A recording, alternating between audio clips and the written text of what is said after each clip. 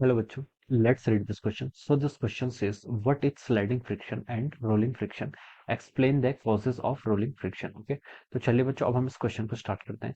तो देखिए बच्चों, इस क्वेश्चन का की कॉन्सेप्ट आपका लिख सकते हैं, the key concept of this question.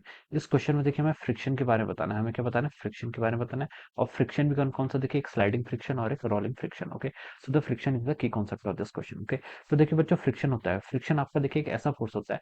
Friction is a tangential force बोल सकते हैं। Friction is a force, tangential force which always acts to oppose the relative motion between the object। Okay, जो क्या करता है आपका, it always acts to oppose, क्या करता है, it always opposes the, okay क्या लिख सकते हैं, it always opposes the relative motion, opposes the relative motion between the object in contact, between the object in contact, जो ऑब्जेक्ट के आपके कॉन्टेक्ट में उनके बीच में रेडिव मोशन क्या करता है, आपका अपोज करता है। Okay, between the object in contact. Okay, so this force is called our friction force, और ये क्या लगता है आपका, टेंजेंशियल डायरेक्शन में लगता है। ओके, अब क्वेश्चन में देखिए हमसे दो चीजें पूछी, क्वेश्चन ने पूछा कि what is sliding friction and other is what is rolling friction. Okay, तो देखिए बच्चों, स्लाइडिंग फ्रिक्शन क्या होता है। स्लाइडिंग फ्रिक्शन देखिए आपका तब एक्ट करता है जब आपका मान लीजिए कोई हैवियर ऑब्जेक्ट है। ओके, मान लीजिए आपका कोई ऑब्जेक्ट है। Okay, this is an object. Okay, कोई ऑब्जेक्ट की आपकी देखिए ये आपने किसी ऐसे ग्राउंड पर रखा हुआ है। Okay, this is placed in some ground. Okay, और ये ग्राउंड के आपका रफ है। ओके, ग्राउंड के आपका the ground is enough rough. Okay, enough rough का मतलब है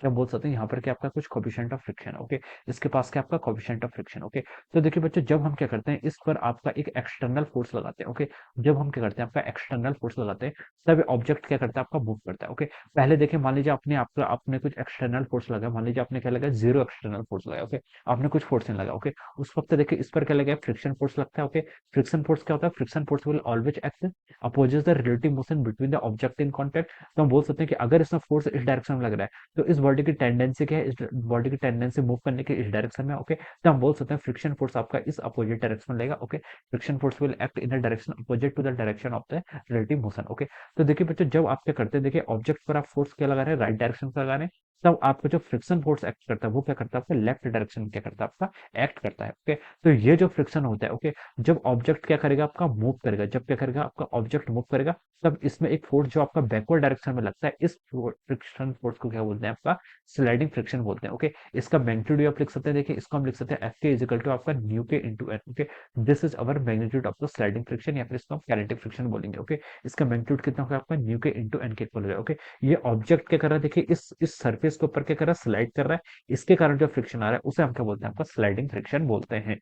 ये क्या बोलते हैं, आपका स्लाइडिंग फ्रिक्शन बोलते हैं। ओके, तो this is the cause for the sliding friction. Okay, अब क्वेश्चन में क्या बोला उसने, व्हाट इज, सेकंड थिंग उसने बोली कि व्हाट इज रोलिंग फ्रिक्शन, आपका क्या होता है, सेकंड पार्ट में उसने बोला कि what is our rolling friction. Rolling friction क्या होता है, तो देखिए बच्चों, रोलिंग फ्रिक्शन को आप कैसे एक्सप्लेन करते हैं। देखिए रोलिंग फ्रिक्शन होता है, देखिए अगर कोई ऑब्जेक्ट क्या करता है, आपका रोलिंग मोशन करता है, तब जो आपका फ्रिक्शन फोर्स लगता है, एक्ट होता है, उसे हम क्या बोलते हैं, आपका रोलिंग फ्रिक्शन बोलते हैं। ओके, ये मान लीजिए आपके पास क्या है, कोई ऑब्जेक्ट है। ओके, जिसका क्रॉस सेक्शन क्या आपका spherical cross section, circular cross section है, इसका क्रॉस सेक्शन क्या आपका सर्कुलर क्रॉस सेक्शन। ओके, तो देखिए बच्चों, जब ये आपका ऑब्जेक्ट मान लीजिए इस सरफेस के साथ ही इसका आपका पी पॉइंट क्या है, कॉन्टेक्ट पे। ओके, तो देखिए यहाँ पर आपका क्या है, पी पॉइंट क्या है, आपके इस सरफेस के साथ क्या आपके कॉन्टेक्ट में। ओके, तो हम बोल सकते हैं, देखिए जो आपके रोलिंग फ्रिक्शन होता है, जो हम क्या करते हैं, हम यहाँ पर दो कंडीशन लेते हैं। एक तो होता है आपका रोलिंग विदाउट स्लिपिंग, क्या क्या होती है, दो कंडीशन होती है। एक हम लेते हैं, यहाँ पर एज्यूम कर लेते हैं rolling without slipping. Rolling rolling without slipping की जो कंडीशन होती है बच्चों, ये आपकी आइडियल सिचुएशन होती है।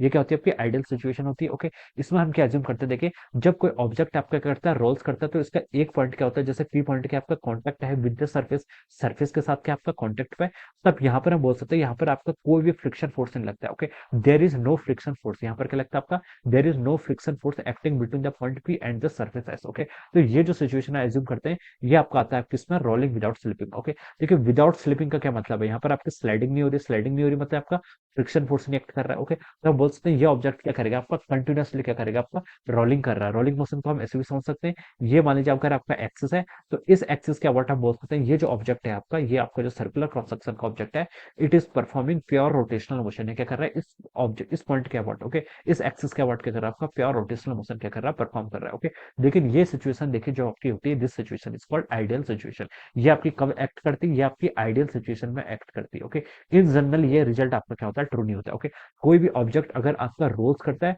तो कुछ टाइम बाद करते करते वो क्या हो जाता है, आपका स्टॉप हो जाता है। ओके, तो रोलिंग मोशन को हमें कंटिन्यू करने के लिए हमें क्या करना पड़ता है, कुछ एक्सटर्नल फोर्स हमें क्या कराना पड़ता है, इस पर लगाना पड़ता है। ओके, अगर हम एक्सटर्नल फोर्सेस पे अप्लाई करते हैं तभी ऑब्जेक्ट क्या करता है आपका कंटिन्यूअसली क्या कर पाता है आपका रोलिंग कर पाता है। ओके, तो अगर हमें एक्सटर्नल फोर्स लगाना पड़ रहा है इसका मतलब है कि there is some force which is जो क्या कर रहा है इसके मोशन को क्या कर रहा है आपका रिटार्ड कर रहा है, and that friction is called our rolling friction. उस फ्रिक्शन को क्या बोलते हैं आपका रोलिंग फ्रिक्शन बोलते हैं। ओके, तो हम लिख सकते हैं कि रोलिंग फ्रिक्शन कब एक्ट करता है, इसकी डेफिनेशन हम लिख सकते हैं rolling friction act rolling friction act rolling friction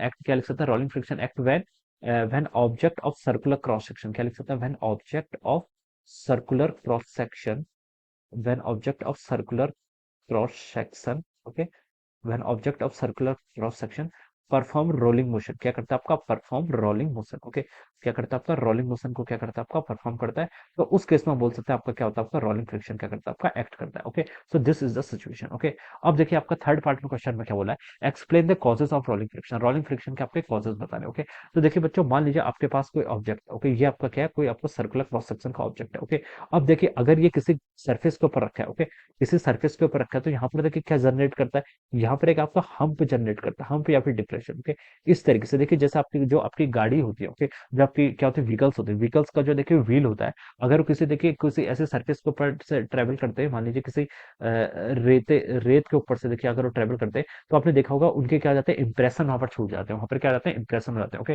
तो वो इंप्रेशन से देखिए आपके इस तरीके के आपका एक इंप्रेशन बन जाता है। ओके, यानी कि जो आपका सरफेस इन कॉन्टेक्ट है हम बोल सकते हैं यहाँ पर क्या जाता है आपका डिप्रेशन आ जाता है, यहाँ पर क्या जाता है डिप्रेशन आ जाता है। इस ऑब्जेक्ट को देखिए, अब देखिए जो आपका टायर है, जो आपका क्या है व्हील है, इस व्हील को देखिए इस डिप्रेशन से अबव आने के लिए करना क्या करना पड़ेगा, कुछ अमाउंट क्या करना पड़ेगा, इसको अबव आने के लिए कुछ आपको फोर्स अप्लाई करना पड़ेगा। ओके, इसको देखिए ऊपर आने के लिए कुछ वर्क करना पड़ेगा। वर्क क्यों करना पड़ेगा, क्योंकि देखिए ये जो आपका डिप्रेशन है, ये आपका जो डिप्रेशन आ रहा है हम पर है, ये क्या लगाता है इस पर एक ऑब्लिक डायरेक्शन में आपका नॉर्मल फोर्स लगाता है। मान लीजिए this is the direction of the normal force, ये क्या लगा रहा है हम पे है, या फिर जो डिप्रेशन है, ओके, ये क्या लगाएगा इस पर एक नॉर्मल डायरेक्शन पे एक फोर्स, ये आपका एक फोर्स लगाएगा। ओके, और ये जो फोर्स होता है देखिए ये आपका ऑब्लिक डायरेक्शन में, ऑब्लिक डायरेक्शन मतलब किसी एक पर्टिकुलर एक्स एक्सिस या फिर वाई एक्सिस के अलग नहीं है। ठीक है, तो इस फोर्स का एक कंपोनेंट, इस फोर्स का देखिए एक कंपोनेंट क्या होता है आपका इस डायरेक्शन में भी होगा, तो हम बोल सकते हैं ये जो कंपोनेंट है this will cause the rolling friction.